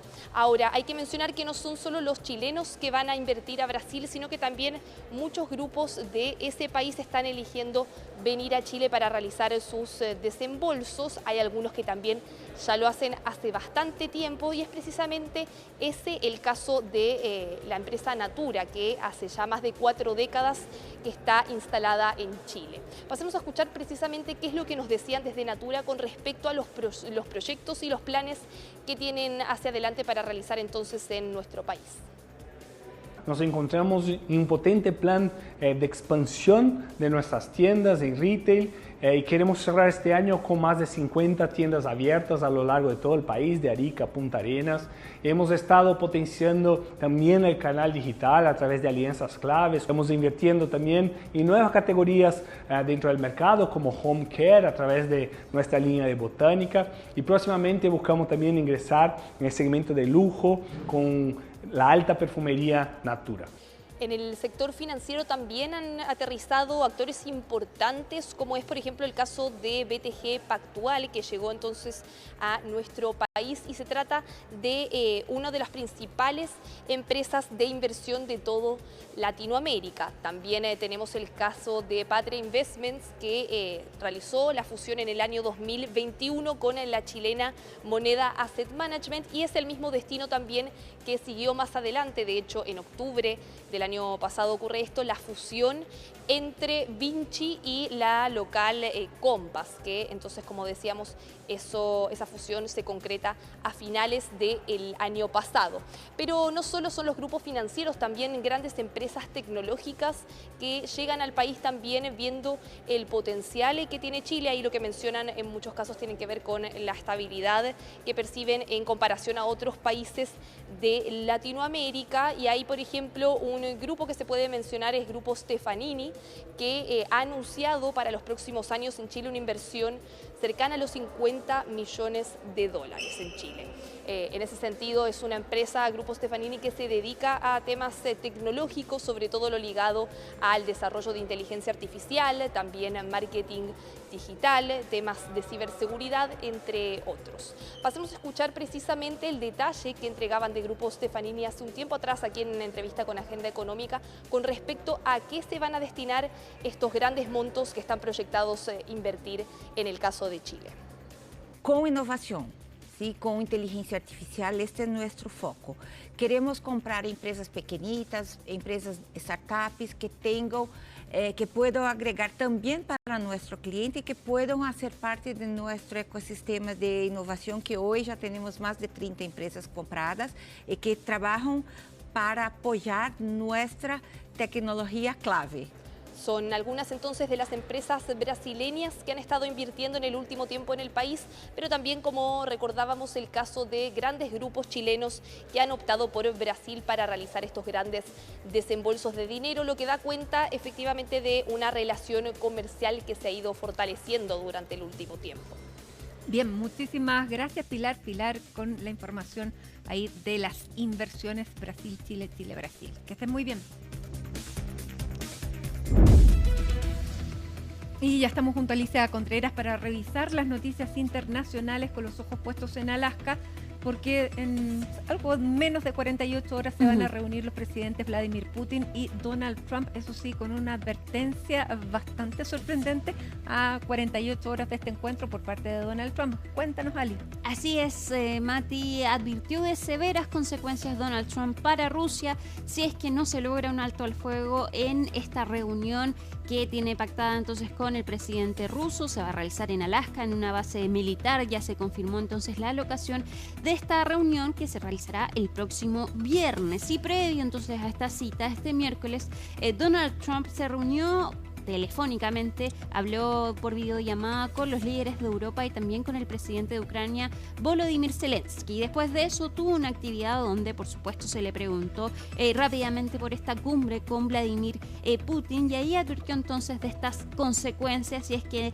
Vladimir Putin no acepta poner fin a la guerra en Ucrania, o por lo menos lograr un alto al fuego. Y esto se enmarca en este ultimátum que había dado Donald Trump a Rusia, de que si no lograban un alto al fuego, entonces iba a imponer sanciones económicas a Rusia, pero también sanciones secundarias, es decir, a los países que le compran petróleo y gas a Rusia. Y esto ya lo ha hecho con India, y precisamente podrían ser esas las sanciones más importantes entonces que podría tomar Donald Trump si no logra ningún tipo de avance en esta cumbre con Vladimir Putin.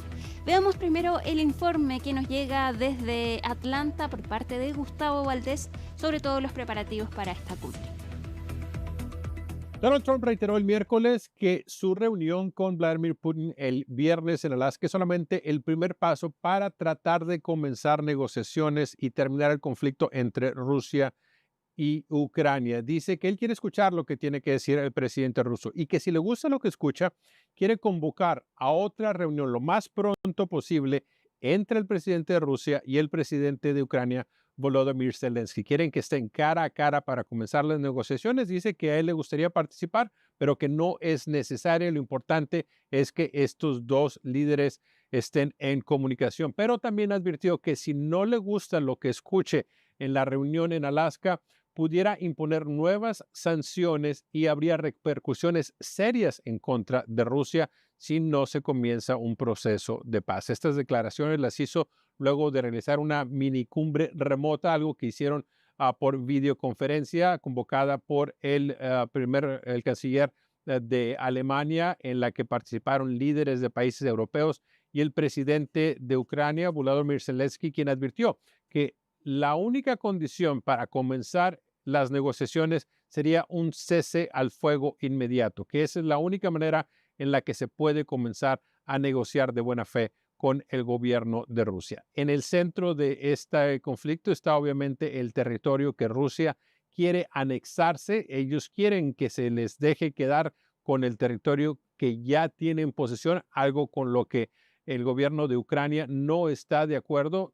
Y el presidente de Francia, Emmanuel Macron, dijo después de esta reunión que el presidente Donald Trump reconoce que los únicos que pueden decidir el futuro de su territorio es el gobierno de Ucrania. Así es que están confiados de que en estas negociaciones o en esta conversación del viernes en Alaska entre Trump y Putin, solamente se sienten esas bases para comenzar una negociación que lleve a un cese al fuego, a un proceso de paz más permanente. Gustavo Valdés, CNN, Atlanta. Bueno, y ya lo decíamos, Ucrania no está invitada a esta cumbre entre Vladimir Putin y Donald Trump. Se quedaron bajo la mesa, dicen algunos, pero la Casa Blanca ya le ha bajado el perfil a esta reunión. También lo decíamos ayer, la vocera dijo que este es más bien un ejercicio de escucha por parte del presidente Donald Trump, que partió anunciando esta reunión, asegurando que podía haber un intercambio de territorios, algo que Ucrania, por supuesto, descartó rápidamente. Se va a realizar entonces este viernes esta reunión, pero Donald Trump también dijo que si todo sale bien, es decir, si logra un alto al fuego en esta guerra entre Rusia y Ucrania, le gustaría inmediatamente organizar una segunda reunión entre Vladimir Putin, presidente de Rusia, y Volodymyr Zelensky, presidente de Ucrania. Escuchemos lo que dijo Donald Trump.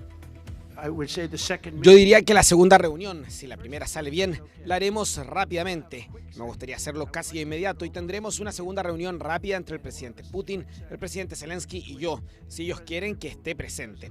Y esa sería una reunión en la que tal vez podría funcionar perfectamente, pero la primera reunión no lo logrará. Se pueden obtener grandes cosas en la primera.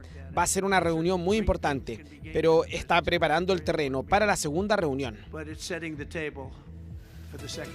Bueno, ya lo decíamos, este miércoles hubo una videollamada entonces entre los líderes europeos, Volodymyr Zelensky y también Donald Trump. Ahí tenemos las imágenes entonces de lo que fue esta cita que ocurrió durante la mañana, y según lo que se sabe hasta ahora entonces de esta reunión, los funcionarios han dicho que las expectativas para esta cita no son muy altas. También distintos analistas comparten esa opinión.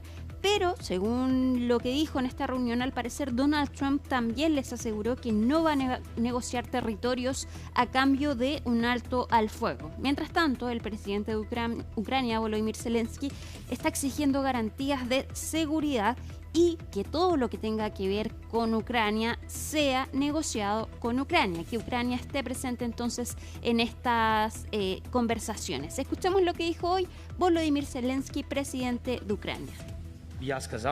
Le dije al presidente estadounidense y a todos nuestros colegas europeos que Putin está fanfarroneando, que intenta presionar antes de la reunión en Alaska en todo el frente ucraniano, que Rusia intenta demostrar que puede ocupar toda Ucrania.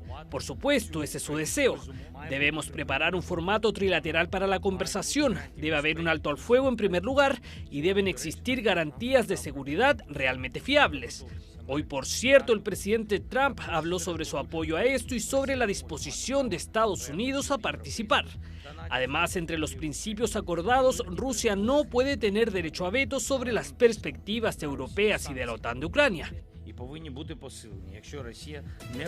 Vamos a cambiar de tema, nos vamos ahora a Israel, a Tel Aviv, donde periodistas israelíes protestaron en contra del asesinato de sus colegas palestinos tras este ataque por parte de Israel el domingo pasado, donde se asesinó a 6 periodistas, entre ellos 5 periodistas del medio catarí Al Jazeera, el único medio que cuenta con periodistas palestinos al interior de la Franja de Gaza. Este es un tema que vamos a analizar en Conexión Global Prime hoy a las 10 de la noche. También vamos a analizar con Raúl Sor la reunión entre Donald Trump y Vladimir Putin. Pero respecto a este tema, conversamos con el director de Reporteros Sin Fronteras para América Latina respecto de los asesinatos de los periodistas en la Franja de Gaza, y aseguró que acá hay una estrategia por parte de Israel de un apagón mediático, y es por esto también que dice el director de Reporteros Sin Fronteras que Israel no ha dejado entrar a periodistas a la Franja de Gaza, ni tampoco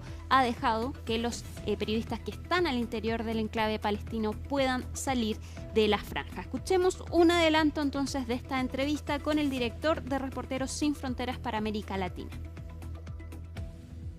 El caso del domingo pasado creo que es particularmente emblemático de algo que ya viene desde hace varios meses, desde el principio del conflicto. Ya son más de 200 periodistas asesinados en la Franja de Gaza desde el inicio del conflicto. En al menos 50 de esos casos, Reporteros Sin Fronteras pudo, con sus propias investigaciones, identificar que esos periodistas estaban trabajando, o sea, que de alguna manera fueron blancos de esos ataques. hay una estrategia orquestada de un apagón mediático, orquestada por las fuerzas de defensa de Israel, que desde el principio no dejaron con que, por ejemplo, corresponsales internacionales pudieran venir a cubrir lo que estaba pasando. Bueno, ya lo decía también el director de Reporteros Sin Fronteras, habló entonces de que los periodistas en la Franja de Gaza, los periodistas palestinos, no solo están mostrándonos lo que pasa al interior del enclave palestino, sino que también están viviendo esta guerra. Lo mismo que ocurre con los trabajadores de organizaciones humanitarias y los médicos que están en la Franja de Gaza. Y todo lo que sabemos de lo que ocurre entonces en este enclave viene de las imágenes entonces que nos envían estos periodistas palestinos. También queremos conocer más detalles de lo que pasa en la Franja de Gaza, y es por eso que también conversamos con el director de Médicos por el Mundo, quien le preguntamos respecto de las necesidades básicas de la población palestina, a raíz de este informe que les mostrábamos hace un par de días, donde él nos mostraba la lucha de las niñas, por ejemplo, para acceder a toallas higiénicas. El presidente de Médicos por el Mundo nos confirmó que no hay ninguna necesidad básica que esté cubierta actualmente en la Franja de Gaza. Escuchamos un adelanto también. Es que falta de todo, falta absolutamente de todo. No hay ninguna necesidad básica que pudiéramos decir que esté cubierta. Es decir, que todo lo que nos podamos imaginar de nuestra cotidianidad, desde lavarnos, desde la higiene personal, desde los productos básicos para las menstruaciones en las mujeres, para cualquier... Es que no hay nada. Es decir, la gente se va sirviendo dentro de lo que pudiéramos llamar así en nuestros términos mercado negro, productos alternativos, sucedáneos, se va sobreviviendo como se puede en aquel contexto. La entrevista completa entonces en Conexión Global Prime a las 10 de la noche. Vamos a cambiar de tema y nos vamos a Europa, que se encamina a su peor temporada de incendios forestales, sobre todo considerando que las temperaturas ya superan los 40 grados Celsius. ¿Qué está pasando en el continente? Lo vemos en el informe de Michelle Recasens.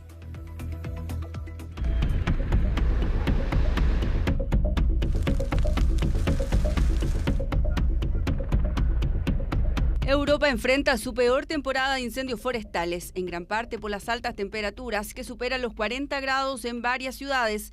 Hasta ahora se estima que casi 1 millón de hectáreas han sido arrasadas por el fuego en todo el continente.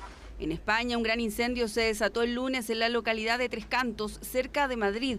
El fuego ya ha consumido más de 1.000 hectáreas y cobró la vida de un hombre. La situación podría agravarse en los próximos días, ya que se esperan temperaturas superiores a los 43 grados en algunas zonas del país. Es de locos, esto no tiene sentido, No tiene sentido lo que se está ocurriendo. En Grecia se han registrado 152 incendios solo en las últimas 24 horas. Más de 4.800 bomberos y 62 medios aéreos combaten las llamas en numerosos frentes. Sin embargo, los vientos, que superan los 80 kilómetros por hora, dificultan las labores de extinción y provocan que las llamas avancen con rapidez. El desastre ya ha dejado al menos 3 víctimas fatales, entre ellas 2 turistas vietnamitas. ¿Qué pinta tiene? Parece el fin del mundo. Vinimos de Atenas con nuestra asociación de voluntarios. No podemos hacer nada más. Que Dios nos ayude y ayude a la gente de aquí. Francia también sufre las consecuencias de las llamas. La semana pasada se registró el mayor incendio forestal desde 1949. Aunque las autoridades aseguran que ya está contenido en su mayoría, temen que las llamas puedan reavivarse por la ola de calor actual. En Albania hay 30 incendios activos en varias regiones del país, donde continúa la intervención con vehículos terrestres y aéreos, pero en muchas zonas los trabajos se están viendo dificultados por el terreno accidentado y los fuertes vientos. Lo que está pasando aquí nunca había sucedido. Llevo 65 años viviendo aquí y es la primera vez que vemos incendios en toda la ciudad. Toda la ciudad está rodeada de fuego. Básicamente nos encontramos en una semana muy crítica también en Albania, siendo Delvina solo uno de los grandes incendios forestales que estamos experimentando. Hay además otros 4 focos de incendio en todo el país. Científicos advierten que a medida que se intensifica la crisis climática provocada por el ser humano, estos efectos serán cada vez más frecuentes y más destructivos. Sabemos que con las condiciones climáticas adecuadas habrá incendios forestales. No es una posibilidad. Así que no se trata de si habrá un incendio. La única pregunta es cuándo y cómo. Lo que me parece notable es que sabemos esto y, sin embargo, en la mayoría de los casos, simplemente nos quedamos esperando a que ocurra el desastre. La emergencia continúa en varios puntos del continente y las autoridades piden extremar precauciones. Europa actualmente es la cara más visible de los efectos del cambio climático. Vamos a terminar en Uruguay porque la Cámara de Representantes aprobó el proyecto de ley de muerte digna y podría así convertirse en el tercer país de América Latina en autorizar la eutanasia. Veamos el informe de Darío Klein desde Montevideo. Tras una sesión maratónica en la Cámara de Representantes, Uruguay está en camino a convertirse en el tercer país de América Latina en autorizar la eutanasia y el primero en hacerlo mediante una ley y una regulación operativa específica. Esta ley fue aprobada por el partido de gobierno, el Frente Amplio del presidente Yamandu Orsi, pero también contó con los votos de muchos miembros de la oposición. De hecho, el opositor Partido Colorado fue quien presentó la primera ley en el periodo anterior.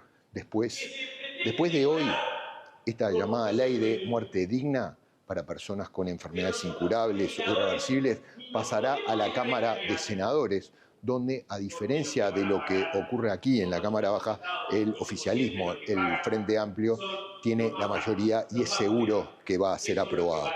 El texto aprobado permite que cualquier adulto mentalmente competente que padezca una enfermedad incurable en etapa terminal o con sufrimiento insoportable, así dice el texto, y un grave deterioro de la calidad de vida, solicite por escrito la eutanasia. Este procedimiento requiere la confirmación de 2 médicos y, en caso de desacuerdo entre ellos, la evaluación de una junta médica, que es la que tiene que emitir la decisión final. La voluntad del paciente, eso sí, siempre puede revocarse en cualquier momento de este proceso. El proyecto contempla la objeción de conciencia para los profesionales, pero exige que las instituciones de salud, los hospitales, puedan garantizar el servicio. Los defensores de la ley sostienen que este es un paso humanista que respeta la libertad individual y la dignidad final de la vida sin contradecir los cuidados paliativos. En cambio, los opositores advierten sobre la falta de garantías y el riesgo de posibles presiones externas y señalan que ya existen medios legales y médicos para asegurar una muerte en paz sin necesidad, dicen ellos, de adelantarla. Darío Klein, CNN, Montevideo. Colombia y Ecuador ya permiten la eutanasia, pero lo hicieron a través de fallos de la Corte Constitucional. En el caso de que Uruguay la apruebe, sería el primer país en hacerlo por la vía legislativa. Bien, muchísimas gracias. Una discusión que estamos lejos todavía de tener, pese al proyecto que se han presentado aquí por el diputado Vlado Miroso y sobre todo. Gracias, Alicia, y hasta mañana. Hasta mañana. Gracias, llegamos al final de Hoy es Noticia. Gracias por acompañarnos. Sigan con nosotros, ya llega Agenda Económica. Nos vamos con esta imagen de Santiago. Que tengan un buen resto de día. Hasta mañana.